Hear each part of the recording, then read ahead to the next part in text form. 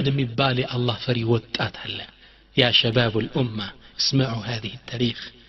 يوطات እቃ ያዞረ ነው የሚሸጠው ልክ እንደኛ ሱቅ በደረቴ እንደምንለው እቃ ይዞ ያዞረ ነው የሚሸጠው ከዛ አንዴ በአንድ ሀፍታም ግቢ ሲያልፍ እቃ ትገዛላችሁ ብሎ ሲጠይቅ የዛ ቤት አስተዳዳሪ ሴት ናት በጣም ሀብታም ናት ግባ እቃውን ልግዛህ አለችው ሰው ያለ መስሎት ይሰው ዘው ብሎ ሲገባ በሩን ዘጋችሁ ከረከረችውና እቃውን ከገዛ በላይ ብር ሰጣለሁ ከኔ ጋር ግንኙነት ታደርጋለህ ዚና ትሰራለህ ይወጣት ደነገጠ አላህ የሚፈራ ትልቅ ወጣት ነው ከዛ ምን ላድርግ ነው እምቢ ሲላት እጮሃለሁ አሰዛሃለሁ አንተን ተራዳህ የሚያምንህ የለም እኔ ግን አገር ነው የሚቀበለኝ ሊደፍረኝ አስገድዶ ሲል ነው ጩህ የመጣችሁ ላለው አሁን ወሰናለች እምቢ ብሏት ሊወጣ ቢል ጩሃ ልታስዘው እሺ ቢላት ከአላህ ጋር ሊጣላ ነው ያጣብቂኝ ውስጥ ገባ ولكن ومن يتق الله يجعل له مخرجا الله የሚፈራ ግን አላህ መውጫ ያበጅለታል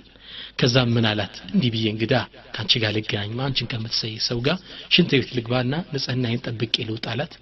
ሽንት ቤቱ እንደኛ እንደድሮ አይደለም ውስጥ ነው ቤት ውስጥ ነው ገባ እዛው አካባቢ ነው የሚጸዳዱት ገባና ውስጥ ገብቶ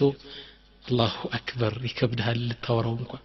ያንን ያነሳ አካሉ ላይ ለቀለቀው ሙሉ አካሉን ለቀለቀው ይሄ ወጣት ከዛ ይሄው ተጸዳድቻለሁ ብሏት ወጣ ሲወጣ ስታየው አስጠላት ውጣልኝ ነው ምን እብድ እየመታችሁ ውጣልኝ ይሄ ወጣት በሩን ከፍቶ ወጣ ለከፍቶም እንደወጣ አይኑን ቀና አድርጎ ያ ረብ ይሄው በመውጫው አውጥተኛል ህዝቤ ግን ይሄን የለቀለኩትን ቆሻሻ እንዳይኝ ሰትረኛል አላህ Subhanahu wa ta'ala الله سبحانه وتعالى يقول العلماء فغير ذاك الأوساخ إلى مسك الله سبحانه وتعالى هين ቆሻሻውን ወደ ሚስክ ለወጠለት አላህ ይወጣት ቤት ሄደ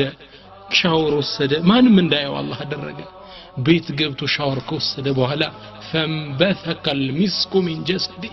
ከአካሉ ሚስክ መውጣት ጀመረ